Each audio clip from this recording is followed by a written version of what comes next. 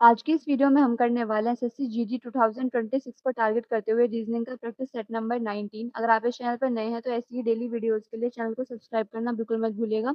तो स्टार्ट करते हैं पहले क्वेश्चन से। फर्स्ट क्वेश्चन है हमारे पास में कि क्वेश्चन मार्क की जगह क्या आएगा, बेसिकली वही हमें बताना है। तो सबसे पहले जब भी हमें कोई नंबर सीरीज दिखाई दे, सबसे पहले हम क्या करते हैं, उसका डिफरेंस देखते हैं कि उसके बीच डिफरेंस कितना है। तो यहाँ पर देखो, यहाँ पर कितना डिफरेंस है। अगर हम 300 में से 152 घटाते हैं तो 10 में से 2 जाएगा, 8 बचेगा।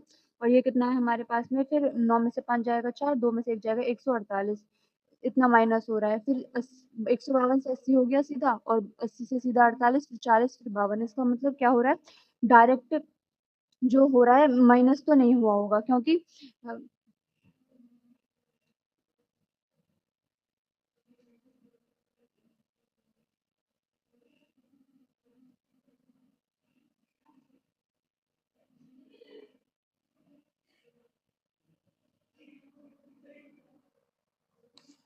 आज की इस वीडियो में हम करने वाले हैं एसएससी जीडी 2026 को टारगेट करते हुए रीजनिंग का प्रैक्टिस सेट नंबर 19। अगर आप इस चैनल पर नए हैं तो ऐसी डेली वीडियोस के लिए चैनल को सब्सक्राइब करना बिल्कुल मत भूलिएगा। तो बिना टाइम वेस्ट के स्टार्ट करते हैं फर्स्ट क्वेश्चन से। फर्स्ट क्वेश्चन है हमारे पास में, क्वेश्चन मार्क की जगह क्या आएगा वो हमें बताना है। तो देखो, कोई भी नंबर जो है वो 300 से 52 हो गया, फिर 52 से 80 हो गया, फिर 80 से 48 हो गया, 48 से 40 हो गया, 52 हो गया। तो 300 से मैं 152 के करीब कैसे जा सकती हूँ कि अगर मैं 300 में 2 से डिवाइड करूँ, 2 से डिवाइड करूंगी तो कितना आएगा, कितना आएगा मेरे पास में, 2 एकम 2 और ये 2 पंजे 10, और ये कितना आएगा, 0 आ जाएगा, यानी 150 आएगा। अब 152 चाहिए था मुझे, तो मैंने इसमें 2 ऐड कर दिया। देख रहे हैं बस ये पैटर्न हो सकता है नहीं होगा। अब 152 से मुझे 80 पे जाना है। अगर यही वाला पैटर्न मैं लगा के देखूं, 152 में अगर मैं 2 से डिवाइड करूँ, 2 सत्ते 14, और कितना आएगा, 2 छिक्के 12। तो यहाँ पर मुझे कितने ऐड करने पड़ रहे हैं, 80 बनाने के लिए 4 ऐड करने पड़ रहे हैं। ठीक है, फिर अगर मैं 80 में 2 का डिवाइड करूँ तो कितना आएगा, 40 आएगा। तो 40 से 48 बनाने के लिए मुझे 8 ऐड करने पड़ रहे हैं, यानी 2, पहले 2 किया, फिर इसका 2 गुना 4 ऐड किया, फिर इसका 2 गुना 8 ऐड किया। तो इसका मतलब अगले वाले नंबर में मैं कितना ऐड करूंगी, 40 में सबसे पहले 2 से डिवाइड करूंगी तो कितना आएगा, 20, 20 में कितना ऐड करूंगी, 8 दूनी 16। तो कितना आएगा मेरे पास में, ये 40, 48 का आधा किया है, सॉरी 40 का नहीं, 48 का आधा करूंगी और इसमें 16 ऐड करूंगी। तो 2 दूनी 4 और ये 2 चौक 8, 24 प्लस 16 जब मैं ऐड करूंगी तो कितना आएगा, 6 4 10, और ये कितना आया, 40 आ गया। उसी तरह से अगर मैं 40 में 2 से डिवाइड करती हूँ तो कितना आएगा, 20 आएगा। 20 में मुझे कितना ऐड करना पड़ेगा, 16 का 2 गुना यानी 32। तो कितना आएगा मेरे पास में, ये आ गया 52 आ गया। तो इसी तरीके से हमारा पैटर्न हो रहा है। तो नेक्स्ट वाला नंबर क्या होगा हमारा कि 52 में सबसे पहले आधा करो उसका और ऐड कितना कर दो, पिछले वाले का 2 गुना, यानी यहाँ पर 16 था तो इसमें कितना हुआ, 32, तो 32 का 2 गुना ऐड होगा अब इसमें, क्योंकि इसमें वाले में कितना ऐड हो रहा था, 32 हो रहा था, तो यहाँ पर इसका 2 गुना यानी 64 ऐड होगा। तो 2 से अगर मैं इसको काटूंगी तो कितना आएगा, 26 प्लस कितना, ये 64, 6 और 4 10, 1 6 2 8 और 1 है 9, 90 आएगा। कौन सा, ऑप्शन नंबर थर्ड वाला मेरा राइट आंसर हो जाएगा। आते हैं क्वेश्चन नंबर 2 में। 2 में क्या है, ब्लड रिलेशन का क्वेश्चन है। सबसे पहले क्या करेंगे, हम फैमिली ट्री बनाएंगे। अब के है सेल का मतलब क्या है, B is the son of A, यानी जो एल है ना वो सन है के का। तो एल सन हो जाएगा, यानी मेल हो जाएगा किसका, के का। अभी के का जेंडर हमें नहीं पता चला। ठीक है, फिर बोला गया है हमसे कि एल और एंड एम का मतलब क्या है कि A is the father of B. A is the father of B का मतलब क्या है, एल फादर है, किसका फादर है, एम का। तो एल क्या हो जाएगा, फादर हो जाएगा एम का। एम एट एन का मतलब क्या है, एम एट एन का मतलब क्या है, A is the husband of B. A is the husband of B का मतलब एम जो है वो हस्बैंड है एन का। तो इसका मतलब ये मेल हो जाएगा, और ये किसका हस्बैंड हो जाएगा, एन। इसका मतलब एन इसकी वाइफ हो जाएगी। फिर इसके बाद देखते हैं एन हैज, पी का मतलब क्या है कि B is the son of A. तो पी जो है वो सन है एन का, तो पी क्या हो जाएगा, सन हो जाएगा एन का, यानी वो मेल हो जाएगा। हमें बताना है पी कैसे रिलेट करता है के से। तो के का जेंडर की तो जरूरत नहीं है, अगर हमें के कैसे रिलेट करता है तब पूछा होता तो के की जेंडर की जरूरत पड़ती है। अब हमें बताना है कि पी कैसे रिलेट करता है। तो कैसे रिलेट कर रहा है, ये एल इसका बेटा है, ठीक है। फिर एम, एल का बेटा कौन है, एम, तो एम का बेटा है पी। तो इसका मतलब बोल सकते हैं हम के जो बेटा है, फिर उसका जो बेटा है उसका ये बेटा है। तो इसका मतलब सन्स, सन्स सन। ऑप्शन नंबर ये वाला मेरा राइट आंसर हो जाएगा। अब आते हैं क्वेश्चन नंबर थर्ड। थर्ड में क्या है, इसमें भी क्वेश्चन मार्क की जगह क्या आएगा वो हमें बताना है। सबसे पहले देखते हैं डिफरेंस कितने का है। देखो 8 में से 0 जाएगा 8 बचेगा, और 10 में से 9 जाएगा 1 बचेगा, तो कितने का, -18 हो गया। यहाँ पर कितना हो रहा है, 10 में से 3 जाएगा 7, और फिर 8 में से 6 जाएगा 2, -27। यहाँ पर कितना हो रहा है, -36। यहाँ पर कितना हो रहा है, यहाँ पर कितना हो रहा है हमारे पास में, 7 में से 2 जाएगा, कितना बचेगा 5, और यहाँ 11, 127 में से मुझे 82 माइनस करना है ना, 7 में से 2 गए 5 और ये 12 में से 8 गए 4, यहाँ पर 45। तो 9 का जो मल्टीपल है वो माइनस होता जा रहा है। तो यहाँ पर 9 दूनी 18, 9 तिया 27, 9 चौक 36, 9 पंजे 45। तो अगली बार क्या माइनस होगा, 9 छिक्के 54, यानी 82 में से मुझे 54 माइनस करना है। तो 12 में से 4 जाएंगे 8, 6 में से 7 में से 5 जाएगा 2, 28 बचेगा। कौन सा, ऑप्शन नंबर थर्ड। अब आते हैं क्वेश्चन नंबर 4। 4 में क्या है कि ऑड वन आउट सेलेक्ट कर दो, यानी सबसे अलग जो है वो वाला सेलेक्ट करना है हमें। तो क्या करेंगे, सबकी प्लेस वैल्यू हमें पता है, इसकी कितनी होती है 10, इसकी कितनी होती है 11, इसकी कितनी होती है 14, इसकी कितनी होती है 19 होती है। तो 14 में 5 ऐड हुए हैं, यहाँ पर 10 में 1 ऐड हुआ है और 11 में 3 ऐड हो गए हैं। ठीक है, नेक्स्ट देखते हैं m की प्लेस वैल्यू कितनी होती है 13, इसकी कितनी होती है 14, 17 और इसकी कितनी होती है 22। तो यहाँ पर 1 ऐड हुआ +1, इस पर यहाँ पर कितने हुए 3 ऐड हुए, यहाँ पर 5 ऐड हुए। तो ये +1 +3 +5 वाला पैटर्न फॉलो हो रहा है। इस पर देखते हैं, तो सी 3 प्लेस वैल्यू, 4 प्लेस वैल्यू और इसकी कितनी होती है 8 होती है। तो देखो सब में 3-3 ऐड होता है, 4 3 7, 7 आना चाहिए। इसका मतलब यही है जो सबसे अलग है। ठीक है, और यहाँ पर कितना है मेरे पास में 13 है और यहाँ पर भी देख लेते हैं एक बार। वैसे आंसर तो हमारा यही होगा क्योंकि यही अलग है, क्योंकि यहाँ पर 3 ऐड होना चाहिए था तब ये इनके साथ मिलता। 15, 16, 16 में 3 ऐड कर दिया 19, 19 में 5 ऐड कर दिया 24। तो कौन सा, ऑप्शन नंबर थर्ड वाला मेरा राइट आंसर होगा। आते हैं क्वेश्चन नंबर 5 पर। 5 में क्या है कि कौन सा ऐसा पिक्चर है जो एक क्वेश्चन मार्क की जगह आएगा तो ये पैटर्न बन जाएगा। तो पैटर्न बनाना है मतलब इसकी मुझे वाटर इमेज बनानी है, इस वाले की वाटर इमेज यहाँ बनानी है मुझे। तो कैसे बनेगी, या फिर इसकी वाटर इमेज बोल लो या फिर इसकी मिरर इमेज बोल दो, तो वही अपना आंसर होगा। तो ये वाली जो चीज़ है, ये जब इसकी मिरर इमेज की तो यहाँ पर आ जाएगी। ठीक है, तो ये आंसर नहीं हो सकता और ये भी नहीं होगा, इन दोनों में से कोई आंसर होगा। अब देखो ऐसा तो है नहीं क्या कि ये यहाँ पर अलग है, इन सब में यही वाला साइन है तो इसमें फोर्थ वाले में भी यही वाला साइन होगा, ऐसा थोड़ी ना है कि साइन प्लस चेंज हो जाएगा। तो कौन सा, ये वाला भी मेरा राइट आंसर नहीं हो सकता, ऑप्शन नंबर 2, ऑप्शन नंबर 1 मेरा राइट आंसर होगा। जो इस पैटर्न को अगर क्वेश्चन मार्क की जगह के हम ये रखेंगे तो हमारा जो एक है ये फिगर पूरा बन जाएगा। अब आते हैं क्वेश्चन नंबर 6। 6 में क्या है, two girls Meena and Reena are ranked 7th and 11th respectively from the top in a class of 41 students, what are their respective ranks from the bottom in the class. तो मतलब टॉप से bottom इस type से है और किसमें कितने लोग हैं, हमारे पास में 41 है। ठीक है, टॉप से बॉटम जैसे फर्स्ट रैंक ये हो गई, फिर सेकंड, फिर थर्ड, फोर्थ, इस तरीके से चल रहे हैं 41 तक। तो जो मीना की रैंक है वो कितनी है, 7th है। तो मीना की रैंक कितनी है हमारे पास में भाई, 7th रैंक है। ठीक है, और जो हमारे पास रीना है उसकी रैंक कितनी है, 11th है। रीना की कितनी हो गई हमारे पास में, 11th। रीना की हो गई 11th रैंक।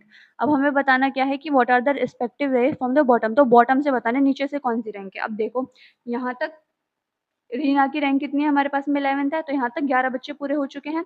अब यहाँ पर टोटल कितने थे, 41, 11 ऊपर हो चुके हैं तो नीचे कितने होंगे, रीना से नीचे 41 में से 11 घटाओ 0, 4 में से 1 जाएगा 3, तो 30 बच्चे इसके नीचे हैं।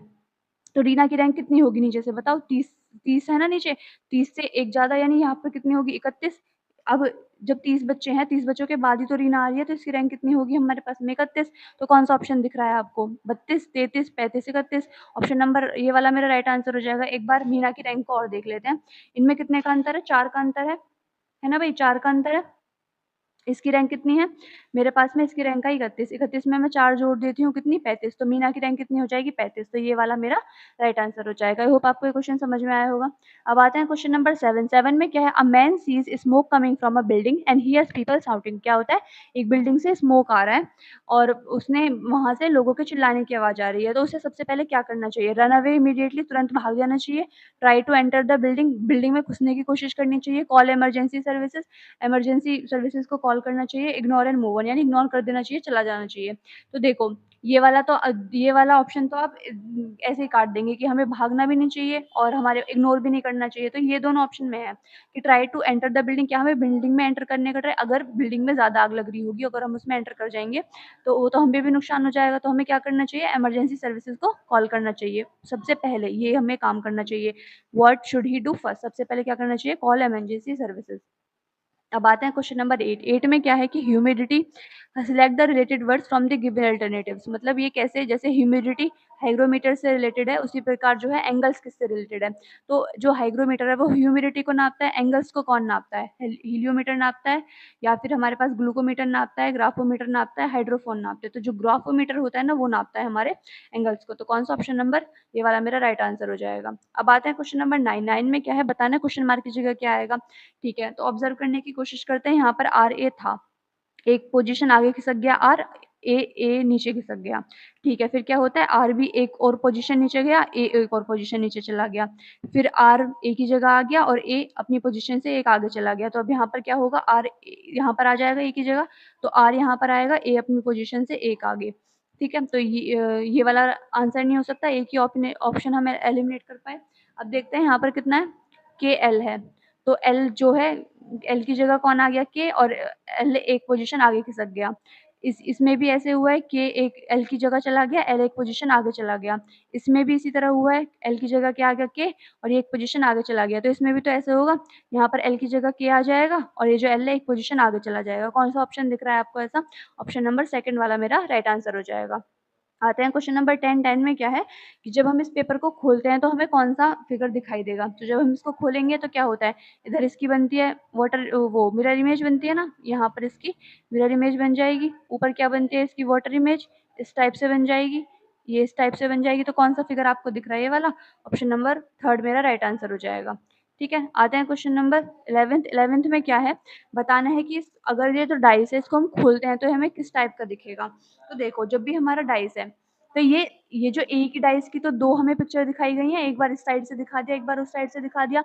तो मैं बोल सकती हूँ कि जो भी हमारे पास अपोजिट फिगर है, जैसे अगर मेरे से बोला गया है कि 7 के अपोजिट 3 आया, मानने के लिए सिर्फ 7 के अपोजिट 3 आया, तो क्या 7 और 3 एक ही फेस पर मुझे एक साथ दिख जाएंगे, नहीं ना, क्योंकि 7 अगर इस पर है तो 3 जो होगा वो इसके पीछे वाले साइड पर होगा, तो वो तो मुझे दिखेगा नहीं। तो मैं बोल सकती हूँ कि जो भी हमारे पास होगा उसमें जो अपोजिट होंगे ना वो एक साथ नहीं होंगे। तो जैसे ये मेरे पास है, अब हम ऑप्शन एक एक करके चेक करते हैं। देखो इस वाले ऑप्शन में कैसे अल्टरनेट पर जो होते हैं वो एक दूसरे के अपोजिट होते हैं। 3 अपोजिट होगा 5 के, ठीक है, और 6 अपोजिट होगा 8 के, और 7 अपोजिट होगा 4 के। हमें बताना क्या है, how will this box look when it's unfolded, unfold होने पर लगेगा कैसा। तो देखो, अब देखो यहाँ पर 6 अपोजिट हो सकता है 8 के, हो सकता है 6 अपोजिट हो सकता है 8 के, अलग-अलग पर है।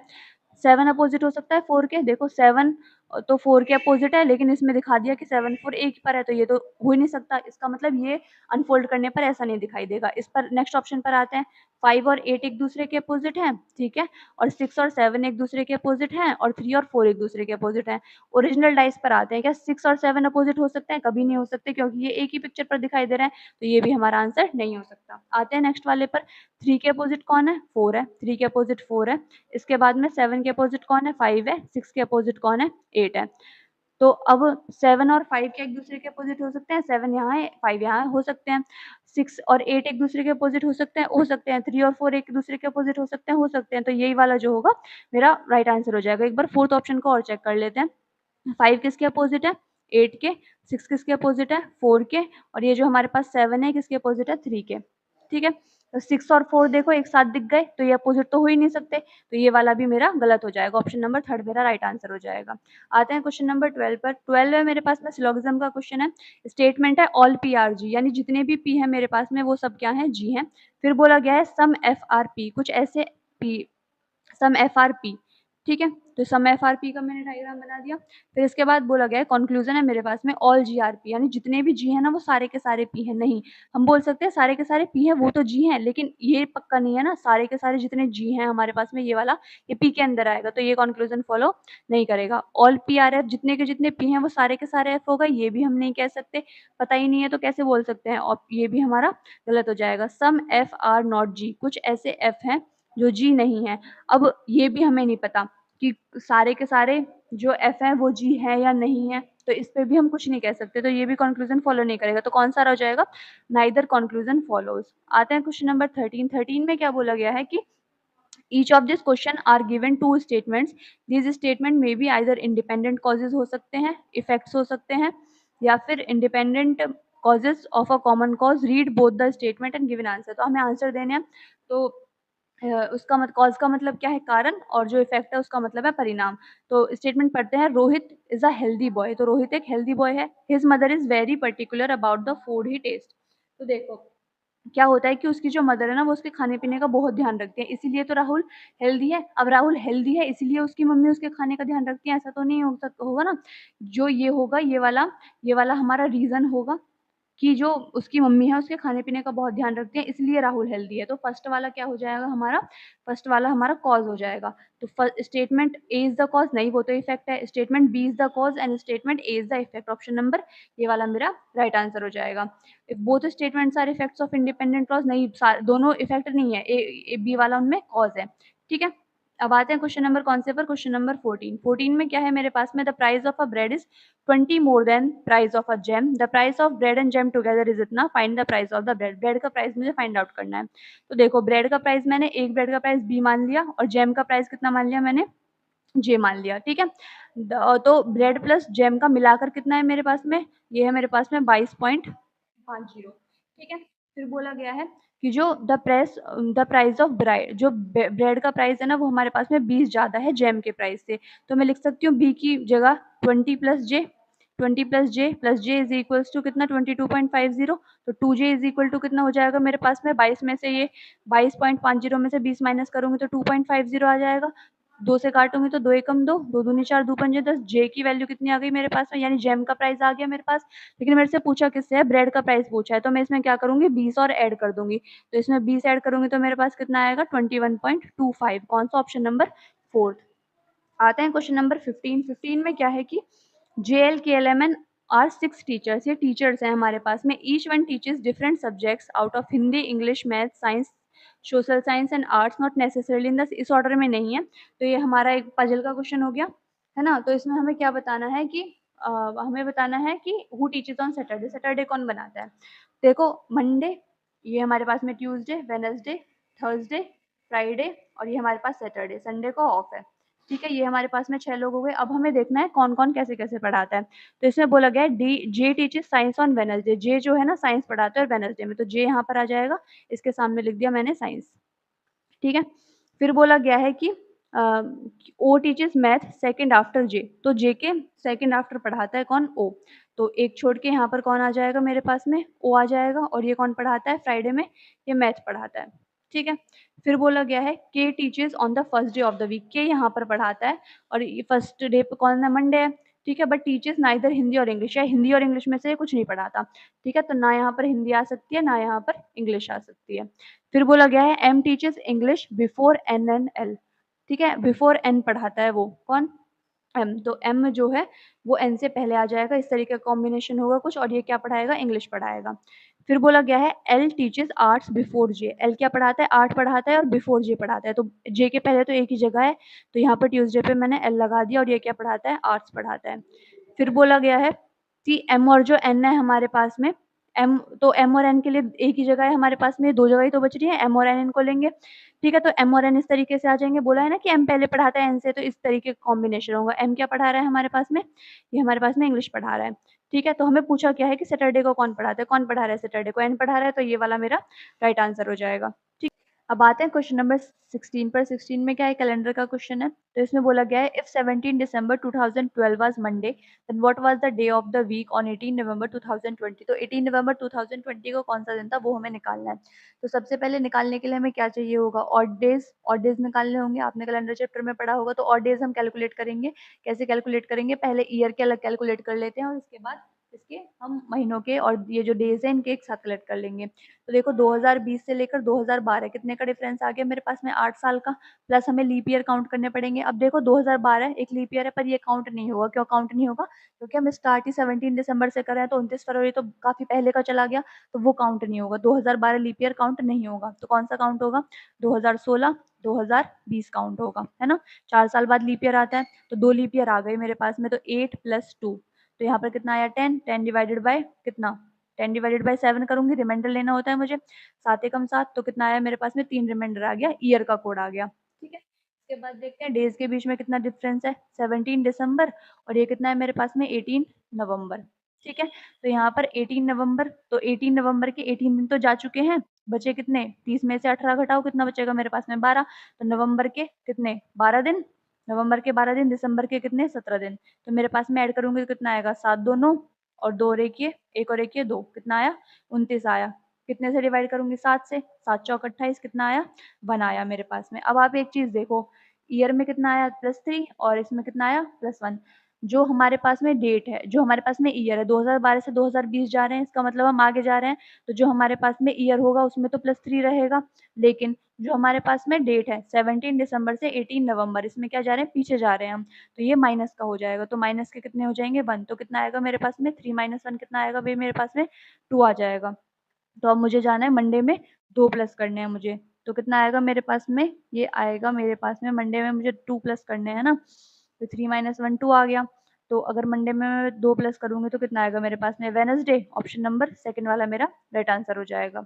अब आते हैं क्वेश्चन नंबर 17। 17 में क्या है, अब 17 को देखते ही कुछ लोग सोचेंगे कि देखना 18 का ये इतना बड़ा हो रहा है, 18 की 4 पावर कुछ होगा, इसको देख के सोचेंगे कि ये मेरे पास में 15 की पता नहीं क्या पावर हो रही होगी। लेकिन देखो क्या हो रहा है, 4 2 6, 6 और कितने हो जाएंगे 10 8 18, सिंपल डिजिट का सम करके लिख दिया है। तो इसमें भी कितना हो जाएगा, जिस भी ऑप्शन का जो सम होगा वो हमारे 16 के इक्वल होगा, वही हमारा आंसर होगा। तो कितना होगा, 8 4 12 5 17, 17 3 कितने हुए 20, तो ये आंसर नहीं होगा। 8 2 10, 10 5 15, 15 4 19, आंसर नहीं होगा। 4 और 1 5, 5 और 8 कितने होते हैं मेरे पास में 13 6 19, ये भी नहीं होगा आंसर। 3 2 5, 5 5 10 और 10 6 16, ये वाला मेरा राइट आंसर हो जाएगा। आते हैं क्वेश्चन नंबर 18। 18 में क्या है, सीरीज पूरी करनी है मुझे। सबसे पहले काउंट करूंगी नंबर को, कितना होगा मेरे पास में, काउंट करके देखिएगा 20 है। ठीक है, तो देखें 4 4 का पैर बनेगा या फिर 5 5 का पैर बनेगा। 4 4 का पैर बना के देखो, 1 2 3 4, 1 2 3 4, तो क्या कुछ बना सकते हो तुम, देखना 1 2 3 4, 1 2 और ये 3 और ये 4, 1 2 3 और ये 4, 1 2 3 और ये 4। ठीक है, तो क्या कुछ पैटर्न बन रहा है, देखने की कोशिश करते हैं। देखो आर यहाँ पर आया, आर यहाँ पर आया, देखना यहाँ पर स्टार्ट लास्ट में आर आ गया, यहाँ पर पहले आर हो गया। तो क्या कुछ पैटर्न ढूंढ पा रहे हो, यहाँ पे बीच में आर हो गया, तो कुछ नहीं मिल रहा। 5 5 की सीरीज देखें, 1 2 3 4 5, 1 2 3 4 और ये 5, 1 2 3 और ये 4 और ये कितना हो जाएगा मेरे पास में 5। तो ये मेरे पास में 5 5 किस तरीके से बन गई, क्यों यहाँ पर भी स्टार्टिंग में है, यहाँ पर भी, और क्यों मेरा यहाँ पर भी स्टार्टिंग में है, यहाँ पर भी पहली बार क्यों ही आएगा। ठीक है, तो मिल गया पैटर्न। यहाँ पर देखते हैं, यहाँ पर कितना आया, एफ आया, यहाँ पर कितना दिख रहा है मुझे, एच दिख रहा है। तो यहाँ पर डेफिनेटली सी बात है जी होगा, तो एफ जी एच कुछ ऐसे करके पैटर्न बन रहा होगा। तो पहला इससे पहले वाला लेटर ई होगा, तो ये आंसर नहीं हो सकता, इनमें से कोई होगा। तो ई बन गया, आर बन गया, टी बन गया। इसके बाद यहाँ पर क्या आएगा मेरे पास में, क्यों, डब्ल्यू आएगा, तो ई के बाद क्या आएगा, डब्ल्यू आएगा, तो ये आंसर नहीं होगा, इन दोनों में से कोई एक होगा। ठीक है, तो यहाँ पर सेकंड वाले में डब्ल्यू आ गया। आर के बाद क्या आएगा मेरे पास में, आर के बाद क्या आता है, टी, लास्ट वाला तो हर किसी में टी टी है ना, देखो टी टी है, तो टी आएगा। इसके बाद E W T, E W T, इसके बाद क्या आएगा, देखो क्यू डब्ल्यू के बाद क्या आएगा, यहाँ पर ई, यहाँ पर एफ, तो यहाँ पर जी आना चाहिए, तो कौन सा, जी, एच नहीं आएगा, जी आएगा। तो ये आंसर नहीं हो सकता, ऑप्शन नंबर थर्ड मेरा राइट आंसर हो जाएगा। आप पूरी सीरीज पूरी करके दे सकते हैं, उसके बाद आर आएगा, फिर क्यू आएगा, फिर डब्ल्यू आएगा। अब आते हैं क्वेश्चन नंबर 19। 19 में क्या है कि आपको बताना है ये वाली जो पिक्चर है ना किसके अंदर छिपी हुई है, तो देखने की कोशिश करते हैं। देखो यहाँ पर दिख रहा है मुझे कुछ इस तरीके से दिखा, इस तरीके से दिखा, लेकिन इसको ऐसे जाना था घूम के, ये तो मुझे दिखा ही नहीं, तो ये आंसर नहीं हो सकता है। इसको देखते हैं, यहाँ पर देखो इस तरीके से कुछ दिखा, ठीक है, फिर ये यहाँ से ऐसे गया, यहाँ से ऐसे, यहाँ से ऐसे, और ये जो फिगर है ये हमारा इसमें छिपा हुआ है, तो ये वाला मेरा राइट आंसर हो जाएगा। आते हैं क्वेश्चन नंबर 20। 20 में क्या होता है, डिक्शनरी के अकॉर्डिंग हमें इसको अरेंज करना है। तो सबसे पहले कौन सा नंबर आएगा, तो ऑप्शन को मैच करते हैं, या तो 2 आएगा या 4 आएगा, तो 2 और 4 की कंपैरिजन करें हम, 2 और 4 में से कौन पहले आएगा। देखो एस आई आर है, यहाँ पर एन है, तो पहले कौन आता है डिक्शनरी में, एन आता है या फिर आर आता है। एन की प्लेस वैल्यू 14, इसकी 18, तो इसका मतलब पहले 4 आएगा, तो ये आंसर नहीं होगा, इन तीनों में से कोई एक आंसर होगा। पहला नंबर 4 हो गया, फिर देखो 5 2 होगा या 2 5 होगा, तो सबसे पहले देख लो 2 पहले आएगा या 5 पहले आएगा। 2 और 5 में देखते हैं कौन पहले आएगा। 2 और 5 में देखा तो मेरे पास में कौन सा आ जाएगा, देखो 2 और 5 में देखो कौन पहले आएगा। 2 और 5 में देखते हैं, ये 2 रहा और यहाँ पर 5 रहा, एस आई आर सी, और फिर उसके बाद यू भी है, फिर उसके बाद क्या है हमारे पास में आई है, और यहाँ पर क्या है, एल है। तो पहले तो भाई 2 आना चाहिए, तो कौन सा होगा मेरा आंसर, 4 2 वाला, तो 4 2 आएगा पहले 5 से पहले, तो ये आंसर नहीं हो सकता। इन दोनों में से कोई एक है, तो सेकंड वाला कौन होगा, 2 होगा। अब देखो 1 5 1 5, तो देखो 5 1 पहले आएगा, 1 5 पहले आएगा, तो देखो इन दोनों नंबर में S I R C U L A R आ रहा है, मतलब 18 इसकी प्लेस वैल्यू, इसकी कितनी होती है, टी आ रहा है 20 आ रहा है, तो पहले कौन आएगा 18 वाला, तो 5 पहले आएगा। कौन सा राइट आंसर होगा मेरे पास में, 4 2 5 1, ऑप्शन नंबर 4 मेरा राइट आंसर होगा। तो आज की वीडियो के लिए बस इतना ही। अगर आपको ये वीडियो पसंद आई हो तो चैनल को लाइक शेयर और सब्सक्राइब करना बिल्कुल मत भूलिएगा। मिलते हैं नेक्स्ट वीडियो में, तब तक के लिए keep learning and keep growing.